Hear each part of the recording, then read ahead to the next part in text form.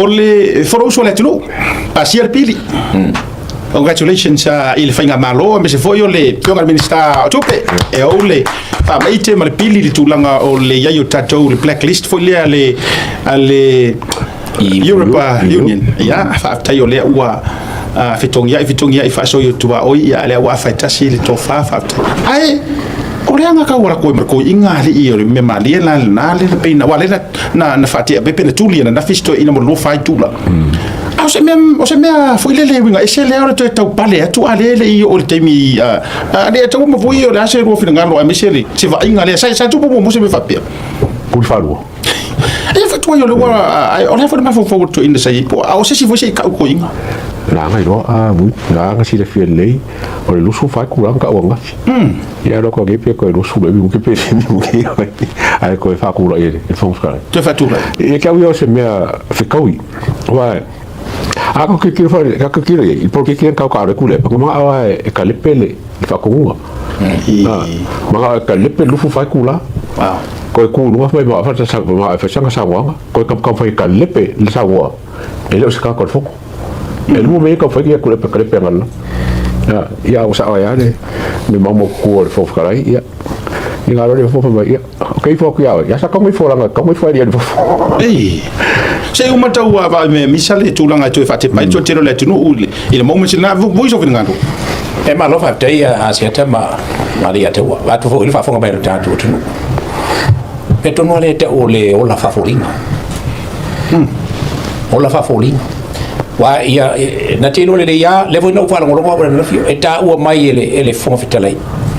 e a fo e effective ile te bi ton wana tu la ia nafi no wingala ele ole lusu fai ku la o po ma o alberga nga ma vo fa ya ale o le sia so fo ai e fu ai le taimi la ngol taimi an fatula ai on taimi na fatu am fa ai asaula ya lo no winga ilo ule te tonu ngatotas e te taula ona fa ilo ile afo ile fo fitalai o lea u ai fafo ia le taita i o le tu ngai ya ona au mai le fo fitalai la ile sa kingi mok mai le fo fitalai sa kingi mok ba pe mai ia o le taimi fatula ia na fiol tar fia lo no winga o le taimi tonu ho le na fatu am fa ia no to fa u fale mai to lo winga le ole tala voi le moni le sa ranga le e mana o al kamalo anga ki so sofa inga me uma la ngai poko anga ia ya poko fa vale bala bela ko fai mai ilungo le ki o ho re si vale le ko fa me tonu le ta o le ya ta ulo bai ma tua o le privilege o le parliament e ngata i tonu o le parliament a fai la o la upu le ngala fo kongo le parliament o le la sao o wa ma fai na fa ma witua ave ese ma fa ma monga ia por fa tu la fo la o fai lo na fa salanga ai alu loto e fai mai tua no na wingala o fai ngofia nga fa kongo fo kalem salo anga malele ang fo kalai va pe aku o le mata upu le nei le anga o le usita ia le o le o ele mana tu o le no fo o le atu ina tu lo ilimba o le e fai ese moria la ngo me o le la pe la pe al vai ngale nei o le au mai sa o ale sa no anga ia por tu fo se e fa tu se la fo ona o le o to e mai tau atu ele o sita ia ele o amana ia ia le tulanga pe ona ia le o umanga kulia ku male maoka o le upu sa fai e ma fai na sa ai ona o privilege o le parliament ai le ko ko fai mai fa o longa wi e pe al merka fo le va pe e ke suluanga i se ofisa o se malo ele fai ko ele o la ngo le ofisa o le ku un melga e se le ku un nga ai ke saulo e fa fo male ofisa nga o le pasa le ku un nga apa lo le ya ke e le mena sa tau no fai ya tu le pa enough is enough what tau foi male tu no ke fo ya ka ko ri ku ai era fa malo o fa u malo ma ko ya mala ko ia le va tai ya lo fionga vui wa ya fe le va enga le fa tai tatu fa solanga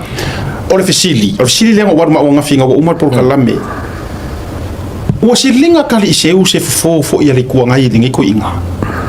ai o ko ia o ia e se si o ia sanga fa ko fala inga o sa fa i le ku nga e ma fa e o nga ka mori ngi ka nga ka kuro i so fa ya ku ila e pa ma nga me o lo fa wasilinga wole ai masesi o le ko va ai ku fo i ngi yaso e pe fo ringa mai fa ko amanga ya le o ke kele mai ma finga ngalo o isi o le ku nga i o le siku le pa ma ngai e yore la ko sau ai a sau fai lor ko inga ko pe wa avea o mar ko inga maro si anga o Mafaufau nga kai e au ngo ma sesi se ku nga ka fai se kala ara wala la fa mtalanga ile lu fa to fala inga ko le foi no mo tai porque que me se fa nga ya vui ana me ko pui ile vai nga fa fai ele al HRPP la ko wala ya se me fai ona to se ile fa pe fa ngale ka mo fa ko ngor ko se ave ye se ko fa ma se ukanga makula nga fa pena na se lua fa to fala inga ile vai aya te to so vina ngalo ok lo ai o e fo ko a ke sa ro ko inga nge ula kwali fa lo ngas fo ko me fo ba ku le la ngo fo mo sa nga le parmiange ku sa le man mele ke sa ngo le no sa ngo ia sia nga bela fa kan sia vole o li kula ya la ko li kula se fa se la ko nga ro ko inga mo fo ringa mai mo ko ale fa yanga sa o se ko inga mai ke de wala me fa ngo fi fa ku pongi sa ka lo ve se o le chapipi onga fai ko fa kan si mo kom ke siri fo fa la ro fio mai wala mo en fo fa mai e fa ke ya ro ba ku sa fa mai ka ri ku mai a ole fai lo kusiro mo kala yo fisiri aya ele va te fatto tau de pu malafo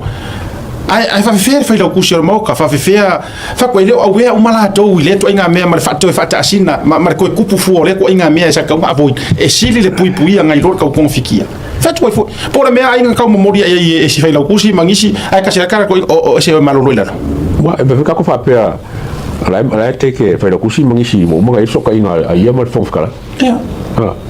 fuori le fio mai come le fongo ia ero le fio ngaro le fongo kai sa fa mai ok ro mai kule ia fai ro malang fo le ne toi fa tu la ia fa kula ia pui jo vinga na lo va tai ole e lua le utatu va ai mo li mawina ia le ai o se isia to tasia o vaenga vai ale HRPP e mafai ona sao sona fina ngalo ile tai e ia mafuanga mo mua ka Mafaufau iai ia pe ona onia ia inga o lo i tutonu lo la tofa vai wale si shoka ko vai le constitution le HRPP po kapu e me ia a o le kai me sa fa ia le kai e sa onga ia o ang ko fai se kala se si tai o le me o mai fingalo kai e kasi ale le onga e le fa no inga se sa wanga kai mai le fa ko ngo foi se who knows lua ia ko nga me foi le foi o la ke foi kala foi ai ko nga me fa pe o ke for o kai ka malo wa masa salonga me ia e mo i hoa le si va ngale fata tu le tatu fa pe la ko fu si la va ngala ko ya you never know esa i fu se me sa kolo ya ku le porque yo pal mi ku le le ala e uma nga fa mau mai ku le pa pe al kala le skama non ma ko wa si akama ma ya te ba tu fa fu mai le tu wa a fa ina la tu ki vai no poi pa ile palu taya e tu si kumal tama e to la tu ki vai ile tasi le uli e ko la ko ka ele no poi pa po le lima le fief e se bali melo ava au kulo mal ko inga fa ku role o kamalo le ngo ya pengia vai e ki vai le ile palu le kaya le fo ko ki vai le kasi le uli le fo ko ka ele le palu le fief wa ke le ala lau ai ka la fu ya ke o mala poi ya pe oni masa sa longa mani onga le mau ka sa o kwa wa si linga tele se ola o pe o se la mona na awa you know and I think I say ele ai se me mafai e fai tu si ale fono leanga this was an order mai le before eu vou lá shaking yes no ele me fai se le vinga na la pero vinga la ka si o fa pe ku shaking shaking no fio ma e bo le boka sa ai se lo wa pule le fo fa tala yo tale o te fa tale tu fa e na lo mole e fai wala ngala vea e se malele ngale ale no fo fa pe mai o le o mai te watu fa te le o mai te watu ya ai to lima minute ya ona fa ufale le ya ina kanga fa lo watu fa fo mele tato toe me ia kwa kilipi le wa mo mai le afionga misa to si sila mai sa mo e to fa te patu pa pega misia o le patu le vangale no to si sila mai ya i se va ingale o le tulanga le sa tu pon le la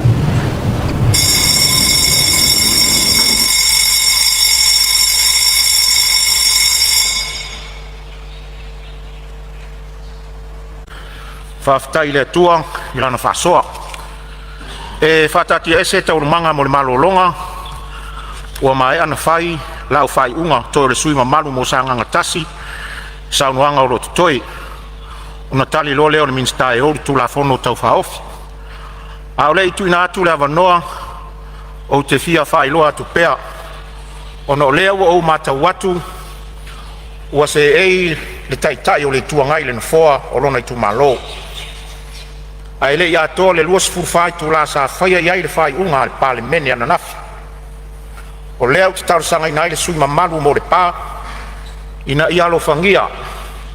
ma faaaloalogia o le faiʻuga a le palemene o le itula e se fulutasi fasifulu i le taeao nanafi na tuese ai i lauafioga mai taualumaga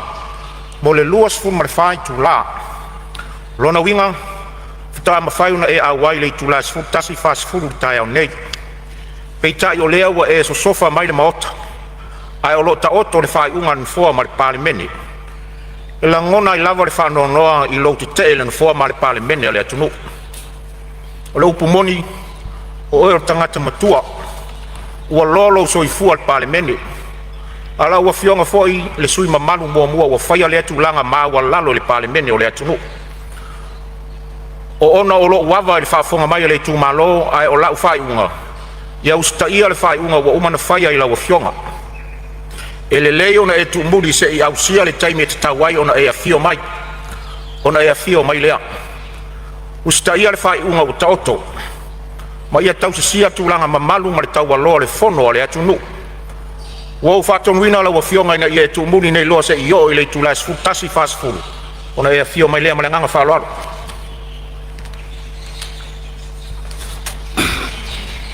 lauafioga le fogafetalai e mafai le fai saʻafamataga lauafioga taʻitaʻi o le ituagai o le faiʻuga a le fogafetalai e mausalima e le faia ese felafolafoaiga ma lia lou finagalo seʻi e tuumuli e tuua le maota ia ua lelei o le auale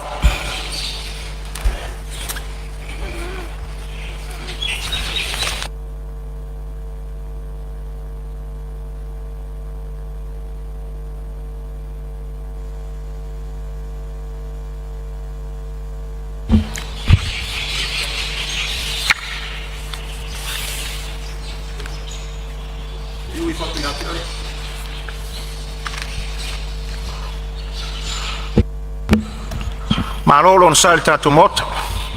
malo le lava papale e tusa o le tatou galuega faasolosolo lenei aso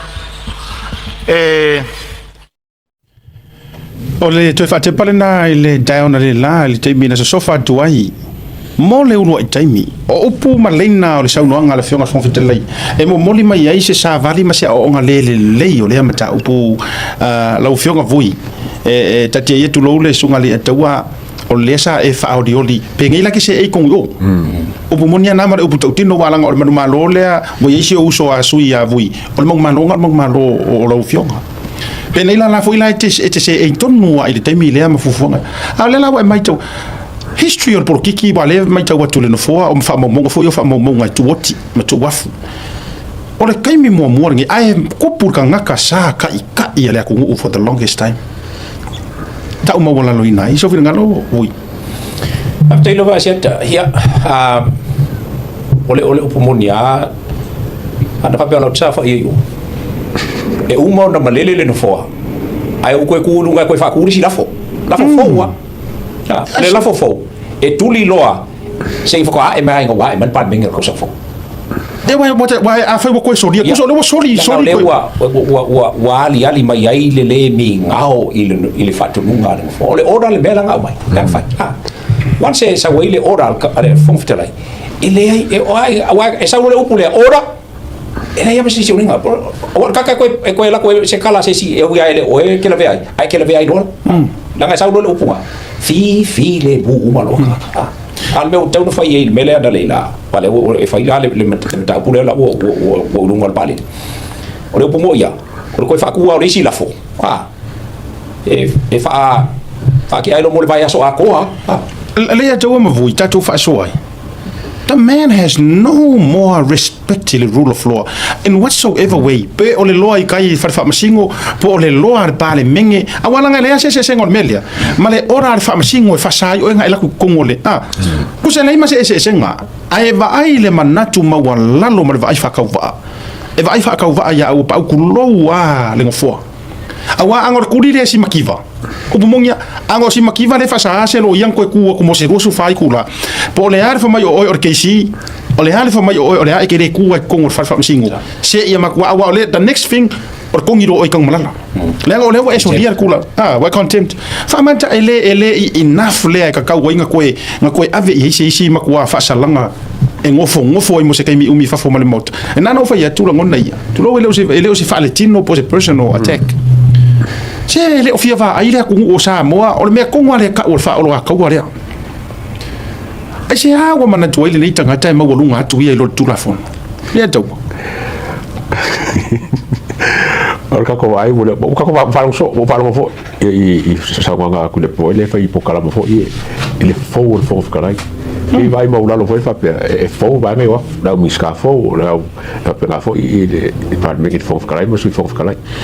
ai vai for le testing or fo kala o mo nga test le ro ko ki a ko lu fa kula ko test ma pe fa ko san kala te vai ele faz como ku ko sa nga ko par me me lu su ko sa nga mo ku pu par mi ai ele mama la mere kamu ko sa mo ko pa mi le wa fa fo mole le wa fa fo ka mi fa sala ola kuli ai manga o ko mo ko se vo de test pe vai vai fo kala yo wala ki mo ko la mo a ma fo kala so le o fa pe le me ulo me o te tal tonu vui o le contempt of court le me le so o le matua i fo pa le menge o le ko inga fa inga na fa atu ai pole ale io mori fa maudi asiata ma pe lo dale sa fa sa ona ua fa lo longo ma ua me ia uma tangata i sa no anga male lenga mai le no fo o le mau manatu ai a le pomonia ana to tu la ia se yes e to e mo moli lo se si la fo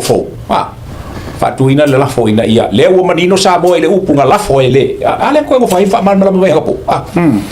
ya e to fa tu le la fo to sa mo no fa volunga mo no fa ma volunga dalo fa ilo fio ma kula le fa ku inga ku le la fo inga ia ko e fa ku la ilo ale ile suyo o le pa mali pa le mengi ya onga ngei ole aso muli ole pa le mengi o ngi kausa ya ai ku ele vai aso longa winga e fa ko e mai el pa le mengi le fa ya sa usi longa o mai ya so e fia ko usa se ya mai lo ai pasi lo le fai ko muli ole na tu vo ile nga vo ile ona ole ele uta tu vai pa le mengi o ne tu no ine ya auto di sila va pena vo ya mato osalia e tu la ilo ni me nga va pe elo kili vai ngale le afo le malelenga bai le no foa mata usawa tua ole mata upule nei ole atu ina tu loa ile ili mo le wesu ai por ko inga e wo ka fa le tonu Mafaufau amene nei tei wo ta tiro fo ilona tu fa tu no fa sausili vai ma wala lo e por me eri ko inga ri wo silo le lo a me wa nga ia fa le ko usko inga ale la vai ele o mamate ia le HRPP to si fio ya che ma le ata o man sa no ia le fo ma io me o le Mafaufau ma fianga ia pe ia tabili o man sa no mai ko inga o fa le ko le Mafaufau ale pe sa no ia pe ele te mi o ngalu e sa mo na tala no ia fa si ka interview te fa tal no ina we es lo Mafaufau o la wa ai fa tangata o fo ma io o le Mafaufau ma nga sota wa fa inga no Mafaufau ai mo ka o kuma musu le ila ma wa inga ka udi ya ale e fa tu foi wa na nga ia fa pe tangata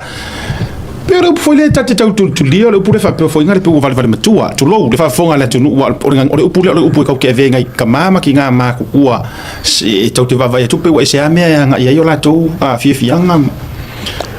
po ngalo ko inga le ka singa me ai wa ngalo le aso le la tu ai ngalo ia e rua fa ku la instead of full fa it's a power addiction okay ki kira foi le anga finga kuri mo fai foi nga upu maso afo nga kuri nga uma nga kuri aru o fai ba nga fai nga pekesa ai ata ka kani me nga pisi me ula le fai la pisi pa me ula le fai la ala ko fa mrisi fa o be ala nga la ko fa so ko e ka la ia fa pe nga sila le fo ka la pe nga me se fo le ia fai pule nga me o ko ko sa la wo ula ko mal palmi la wo fai me o fa e ka la ia fe ka ule le ia ko ile ko ile fo ka la ole siva nga Asiata Malia Tautai ne fa fonga mai Samoa e fa ali lona le mi ngao manona fa walunga il parlemene man fonga fitalai a o tua ole na e sel mo lo ko le kumalo sa ole le nga ta uma ye e Sailele i le longa i kumalo e o afo ya ko kile ke ya ko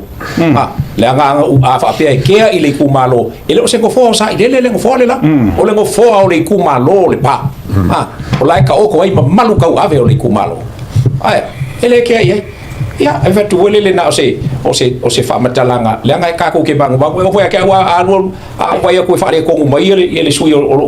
kumalo yo ke fa sa o ai va ye o se ngofo o ele o ngofo le kumalo o malu ka ave le kumalo ai ko ki e o ko ai le nga fa fo inga ma le malu lo ko venga wa mama sa dia o ma ko i ma le kumalo le nga fa lo